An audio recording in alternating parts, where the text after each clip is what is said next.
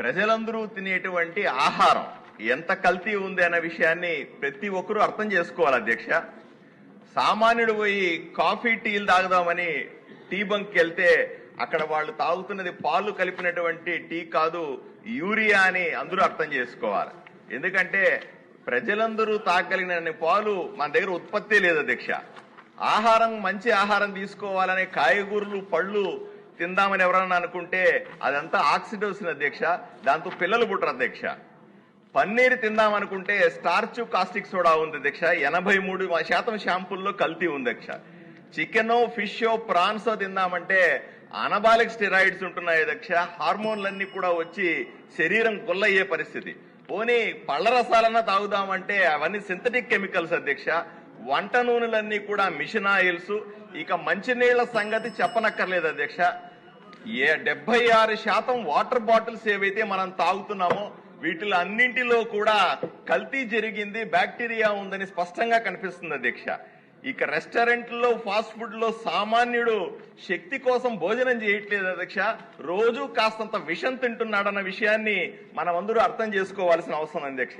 రాబోయే రోజుల్లో ఇటువంటి బడ్జెట్ సమావేశాలు జరిగితే ఆ బడ్జెట్ లో స్కూళ్ల కంటే హాస్పిటళ్లకే మనం ఎక్కువ బడ్జెట్ కేటాయించాల్సిన పరిస్థితి భవిష్యత్తులో ఉందని మీ అందరికీ తెలియజేస్తా ఉన్నాను అధ్యక్ష. ఇక అన్నింటికంటే ముఖ్యమైన విషయం ఏంటంటే దేశంలోనే కల్తీకి బ్రాండ్ అంబాసిడర్ అయినటువంటి గత ముఖ్యమంత్రి జగన్మోహన్ రెడ్డి గారి హయాంలో జరిగిన భయానక విషయాలు అధ్యక్ష. 2019 నుంచి పరిష్కార మార్గాలు ఒకే నిమిషం, ఓకే ఈ డేటా చెప్పి ముగిస్తాను అధ్యక్ష, ఏం లేదు విషయం చెప్పాలి. టైం లేదు కదా. గత ప్రభుత్వంలో 2019 నుంచి 22 మధ్య డేటాలో శిక్ష పడినటువంటి 4694 కేసుల్లో 2828 కేసులు ఆంధ్రప్రదేశ్ లో నుంచి అధ్యక్ష.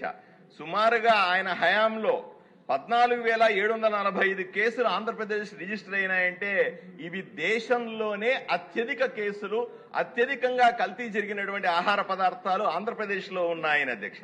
దీనికి పరిష్కారం ఒకటే అధ్యక్ష, సిబ్బంది ఉండాల. సిబ్బంది ఆంధ్రప్రదేశ్ మొత్తానికి కూడా ఈ కల్తీని పరీక్షించగలిగే సిబ్బంది పట్టుమని 50 మంది కూడా లేరు అధ్యక్ష. అదే పక్క రాష్ట్రాలైన తమిళనాడులో 450 మంది ఉన్నారు, మహారాష్ట్రలో 350 మంది ఉన్నారు, కేరళలో 175 మంది ఉన్నారు, కర్ణాటకలో 270 మంది ఉంటే మన రాష్ట్రంలో 50 మంది కూడా లేకపోతే ఎలా పరీక్షిస్తారో ఆలోచన చేయాల్సిన అవసరం ఉంది అధ్యక్ష. రెండవది టెస్టింగ్ ల్యాబొరేటరీలు అధ్యక్ష. గత ప్రభుత్వంలో జగన్మోహన్ రెడ్డి హయాంలో ఉన్నప్పుడే కేంద్ర ప్రభుత్వం నరేంద్ర మోదీ గారు 3 సొంత ల్యాబ్ని పెట్టుకోమని ఆంధ్రప్రదేశ్